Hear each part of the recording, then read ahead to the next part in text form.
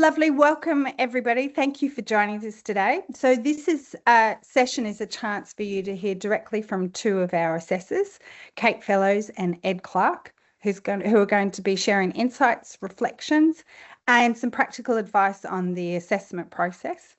So whether you're starting your Artsmark journey or you're a little bit sort of further along, we hope that this conversation will offer some transparency to the assessment process.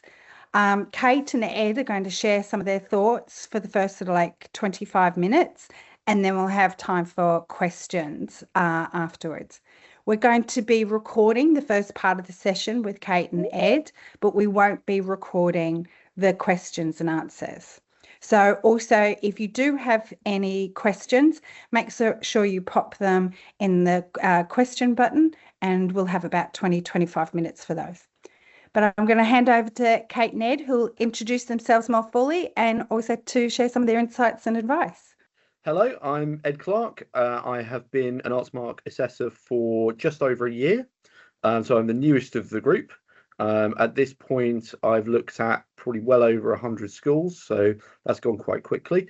It's a pleasure to see the different arts practice that's coming out of different centres and different contexts. It's just a great joy to read what everybody submits.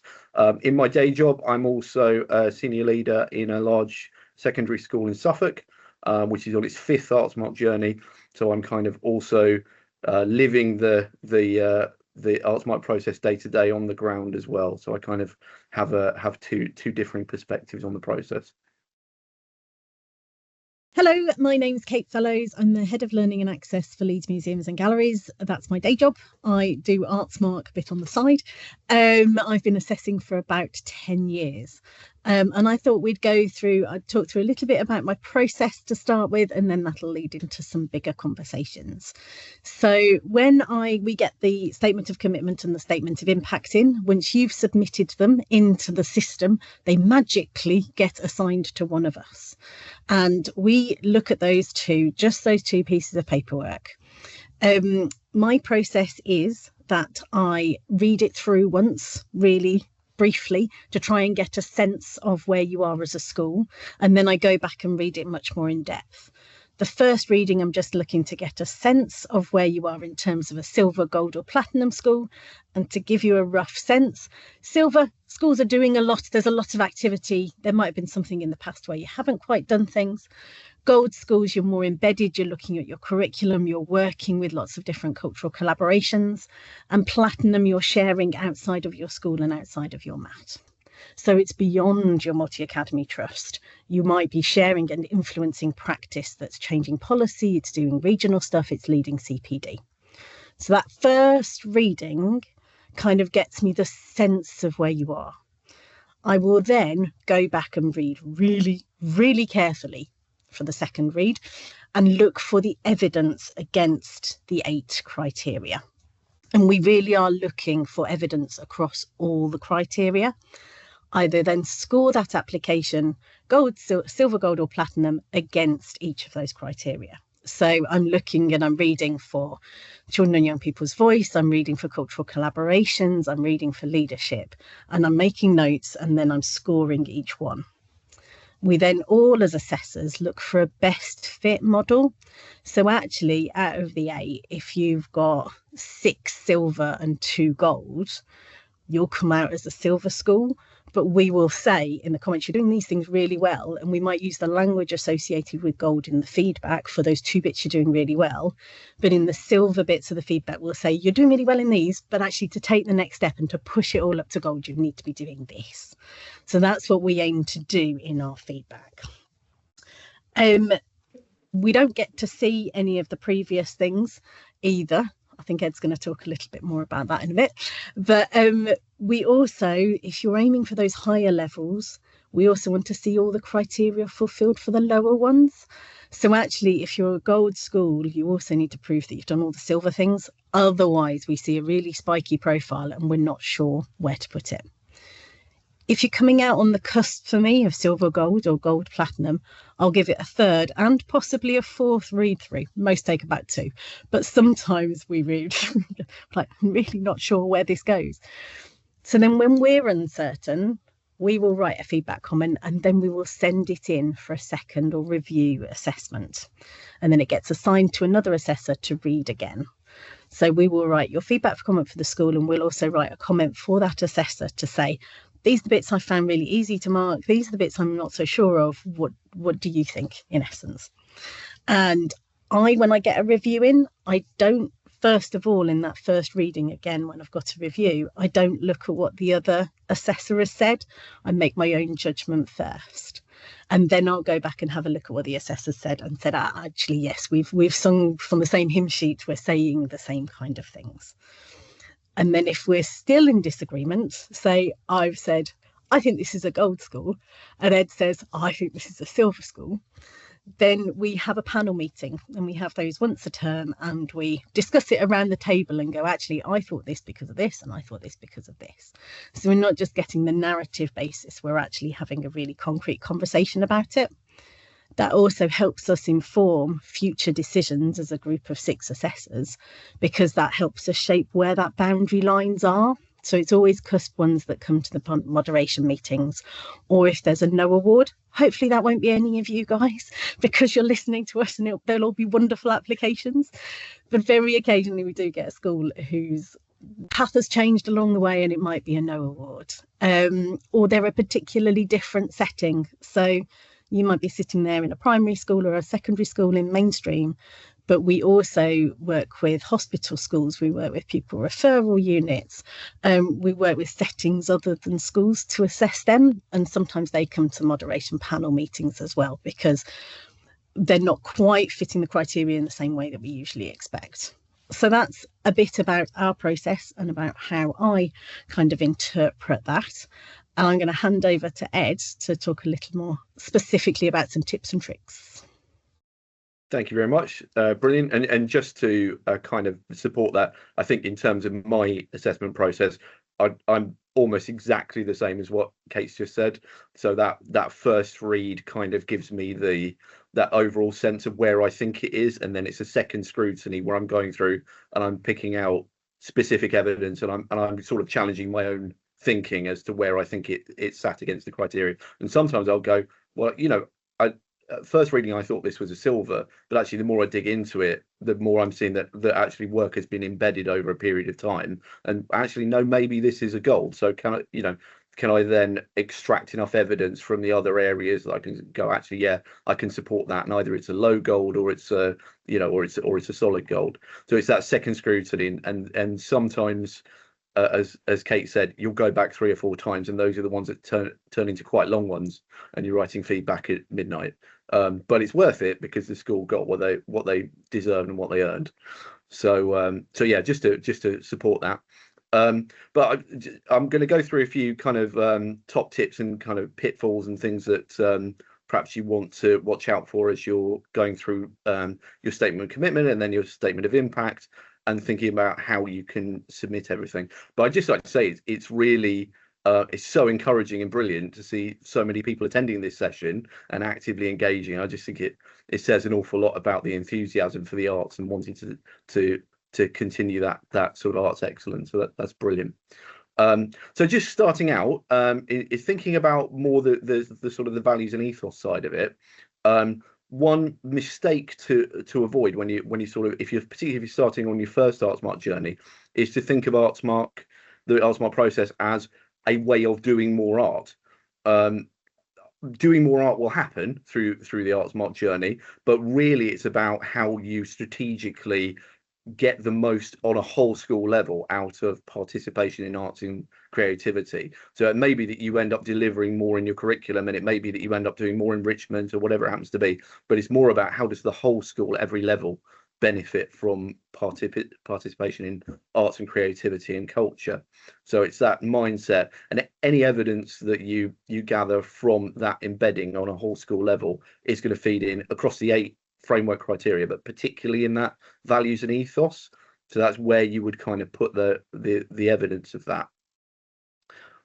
When you're coming up with your strategy, and particularly when you're writing your statement of impact, when you get to the other end of the journey, make sure you have a very close eye on the 8 framework criteria, because at the end of the day, As Kate said, we've only got the information that you put in front of us.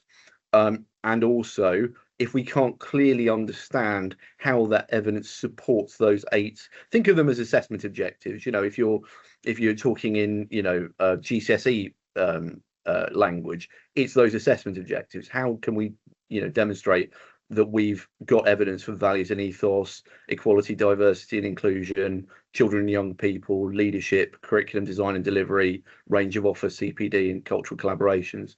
So those are the things that we're going to be judging against.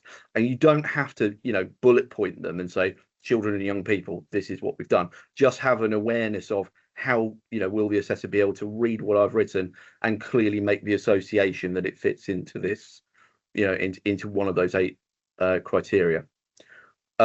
Just slightly further on that, I've seen quite a lot of submissions where there's been a lot of reference, and in some cases literally bullet pointed evidence as to how the school has met the quality standards. Quality standards are fantastic, and they're a brilliant reflection tool and an understanding of how you've approached the arts on a more general level. But what you're being assessed against is the 8 framework criteria. So just try not to blur the two things when you're writing it. A really big one.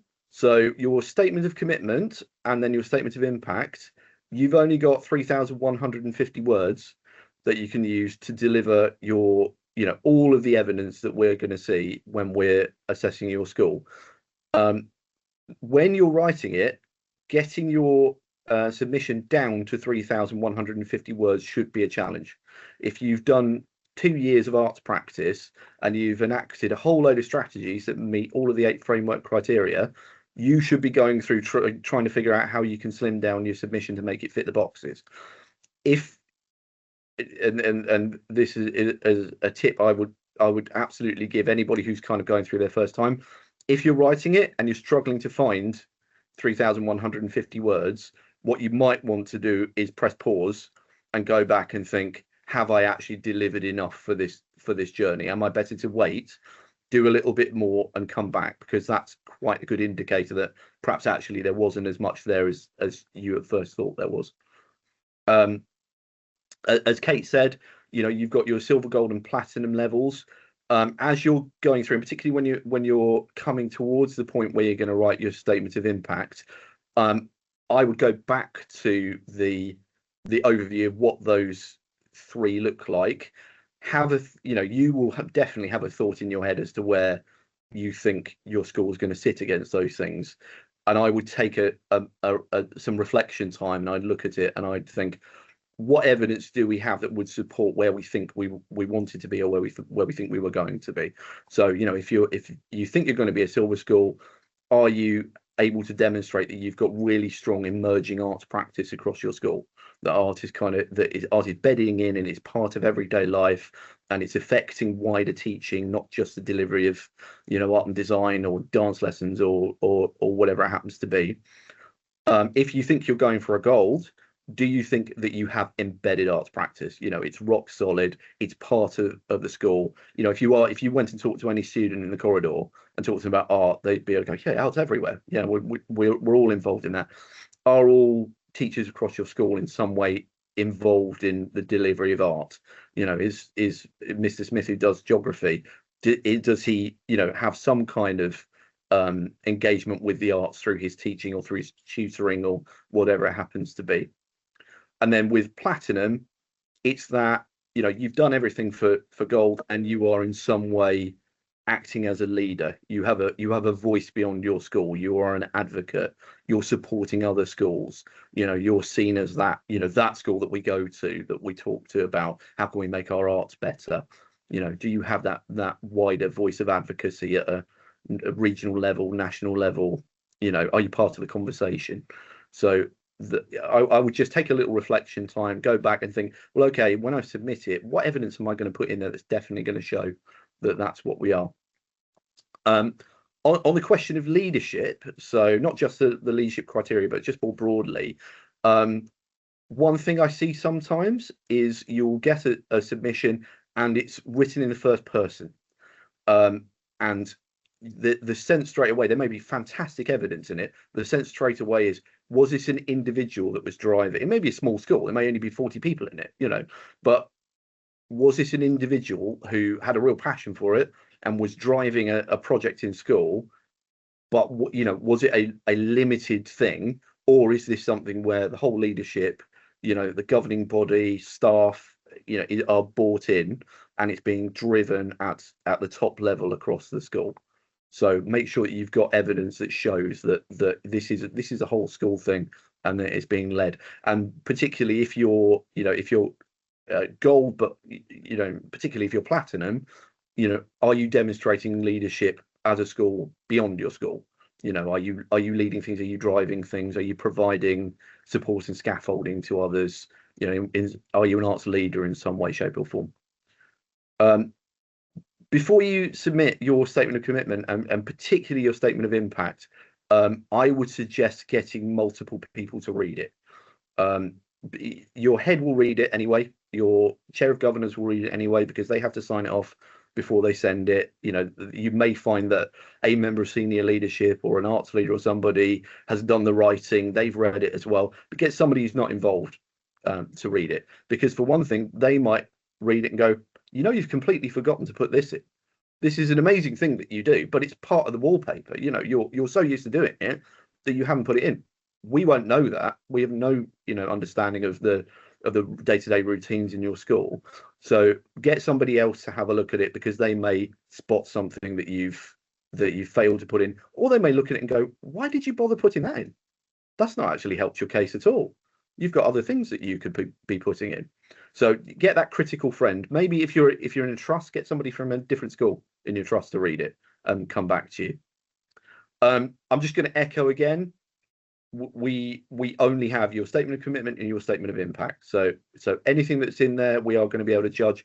Particularly if you're on a multiple Artsmark journey, don't think we've seen your previous journeys, because we haven't. We're judging you on where you are right now. So you may have done an amazing piece of work in your previous journey, and then you don't put it in because you're like, well, they know that we've done something new. But it's a piece of practice that is ongoing and has been ongoing for years, and it's brilliant. So you need to make sure that it's in there, because we only have what you've put in front of us to work with. Wider school activities. So I'm thinking about things like forest schools, technology curriculum, oracy drives, things like that. If you're putting them in your statement of commitment or your statement of impact, they're great practice, but make sure we understand why they are connected to the journey that you're taking. In some cases you may feel that they're innately creative, and that's brilliant, but there's also stuff all over the place that you could pull in. So make sure that there's a good understanding from us as to why you're citing these as examples in your statements. Just a note on student engagement. So when you're looking at the children and young people section, so student voice, student leadership, particularly if you're gold or platinum, but really across the board, is it a deep exercise? Have you just done a little bit of student survey and then used it to evidence something, or have they had a voice in steering your journey in some way? And particularly if you've done, which is, we see all the time, if you've got a student arts council, which is brilliant, how did you select that student arts council? Have you got, representation from different learner groups across the school in that student arts council? Have you made sure that, if you've got an access group, for example, is there a member of that access group in that student art council?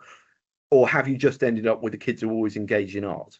Because you're going to get a particular kind of response from students or pupils who are, steadily involved in the arts, when actually you want a broad sampling and you want to understand how you can engage more students in the arts and how you can improve their experience. And particularly if you've got a strong representation from student leadership in the arts, have you used them in some way to drive your Artsmark process? Could they help you in writing your statement of commitment? Can they, when you get through to your statement of impact, can they help to steer some of the responses that you put in there? When you write your next one, can they help you to write it? And also, if they are fantastic, and you've been working with them over a period of time. They're amazing advocates for the arts. Can they be leading stuff outside of your school as well? Particularly if you're a secondary setting, could they be going down to your feeder primary and running dance workshops, or talking to students about when they get up to your school, we have an amazing arts culture at our school. We want you to get engaged straight away. Here's the things that you could do. So make use of your students if you've got them. Just a note on data. So when you're submitting a statement of impact, for example, and you include a bunch of data is really, really useful, but it's not useful if we don't have any context. So we had a 50% increase in boys getting involved in dance. Fantastic. You might have had 4 and now you've got 6. We don't know. So we need that broader context. What was the actual impact? If you're using, data is amazing. Student perception data, staff perception data, parent voice, those are going to all be really powerful. But again, what question, we get a lot of student satisfaction in the arts went up by 50%. Terrific. What questions did you ask them? What did they actually tell you? What was it that they enjoyed more? Do they feel, has it improved their well-being? A bit more detailed and contextual in the data gives us a much better picture from which to work. One thing, and this sort of comes back to my own experience working in schools as well, over the 2 years, things will come in. We know things are always changing from government. We've had the publishing of the Ofsted enrichment guidance this week. Particularly a platinum school, but all schools view everything that's coming in as an opportunity, because you could say this was published during our journey. It changed the guidelines on engagement. For students with SEND, for example, we jumped on it. The arts were a brilliant way in which we could address that. Student well-being has increased. We've created this group, and now attendance in students with SEND has gone up by 70%, or whatever it happens to be. View those things as opportunities. If it wasn't in your statement of commitment when you wrote it, because something changed along the way, that's still absolutely fine. Make sure that that's in there. Remember that there are structures and people out there that can help you if you're struggling with a particular thing. You set out a very ambitious idea for more cultural collaborations, and you were going to have a gallery visit every term and so forth, and you're really struggling to make that happen. There are networks and there are structures and there are people out there that you can connect with, which will help you, who may have already done the work. So you don't need to reinvent the wheel. Get in touch with those people and take advantage of those things. You've got the Cultural Education Network, so you can engage with them. They'll know things that you can use in your vicinity. If you're struggling with things like CPD, you want to upskill your staff, look who's around you. Engage with local schools. If you're in a primary setting and you've got a large secondary in the area that delivers all sorts of performing arts, and that's where your weakness was, create a connection. Say, would you mind doing some CPD for some of our staff? And then I would just say, particularly towards the end, as you're coming towards your statement of impact, be genuinely reflective. What you may find is where you started on your journey and where you ended up on your journey, a lot has changed. The context has changed. Something you planned to do didn't work out, but actually along the way you came up with a completely new idea, and that's been brilliant. So just give us that narrative as to how things evolved and changed. I'm an art teacher. One of the things that we're always saying to students is experiment, and things may you may come up with something completely unexpected and run with it. Serendipity is the friend of the artist. Oh, we've got somebody on the line. Yeah, whoever's just joined, can you make sure you're muted? Thanks. Brilliant. Sorry, Ed. Okay. That's actually, all right. Might be a nice time to sort of wrap up. Yeah, that was pretty much me. Oh, the only thing I was gonna say before I sign off was just as somebody who's been through I'm on my 5th time through the process at the moment, or from the other side. My biggest piece of advice would be, regardless of the levels and all the rest of it, make Artsmark the most valuable it can be for your specific school. You know, at the end of the day, the most important thing is that you come out the other end of 2 years with an amazing experience for the students and a school that has been enriched and is better for having engaged with it. So regardless of anything else, make sure it's right for you and you come out with something over the 2 years that's really impacted your school. And that's me. Great. Thanks so much, Ed, and thanks so much, Kate, as well.